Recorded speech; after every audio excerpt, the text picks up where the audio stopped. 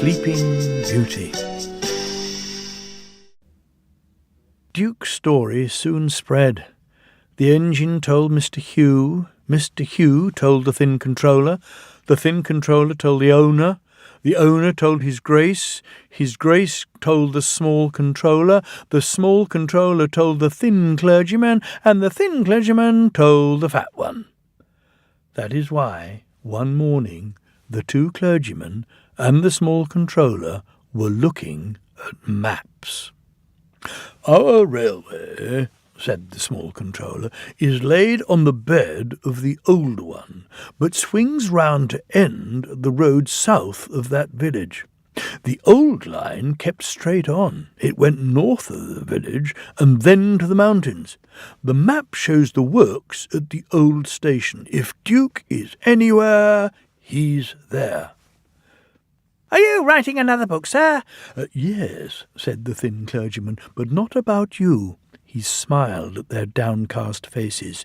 "Cheer up," he went on. "It's about a nice old engine who is lost, but if you're good, the artist might put you in the pictures."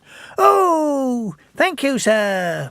So the clergyman told them about Duke and Falcon and Stuart.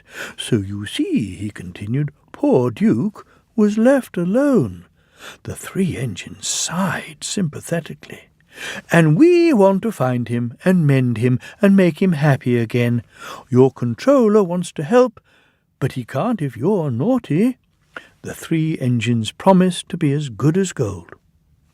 The three men spent days and days at the old station. They came up every morning on Bert's train.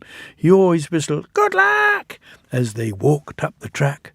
But they had nothing in the evening except scratches and torn clothes. They wouldn't give up, though. "Duke's there somewhere," they said. The fat clergyman found him in the end. Scrambling over a hillock, he trod on something which wasn't there, crashed through a hole, and landed, legs astride, on Duke's saddle tank. "Our Sleeping Beauty himself," he shouted. The thin clergyman and the small controller peeped through the hole above. "Excuse me," inquired Duke, "are you a vandal? Driver told me vandals break in and smash things." The fat clergyman ruefully felt his bruises. "Bless you, no," he said. "I'm quite respectable. I dropped in because I couldn't find your door." And he told Duke about Falcon and Stuart. "So they did remember," said Duke softly. Then, "Does his Grace approve?" "Yes, he's coming." "To see me?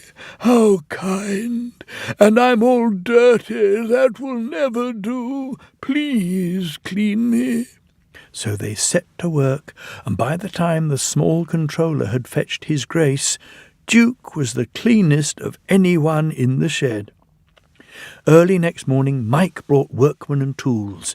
They enlarged the fat clergyman's hole, lifted Duke out, and put him on a low loader to take him away by road. "I'd be ashamed," Duke protested, "to travel by road. It's undignified." "I'm sorry, Duke," said his Grace, "but the small railway has no suitable trucks." Duke gave in then, but so many people came out and greeted him that he felt better. "Do they still remember me?" he thought happily. Donald was waiting with a flat truck. Everyone cheered when Duke was lifted onto it, and still more when he started along the big railway on the last stage of his journey to his new home. Peter Sam and Sir Handel were on early turn. They peeped out of the shed.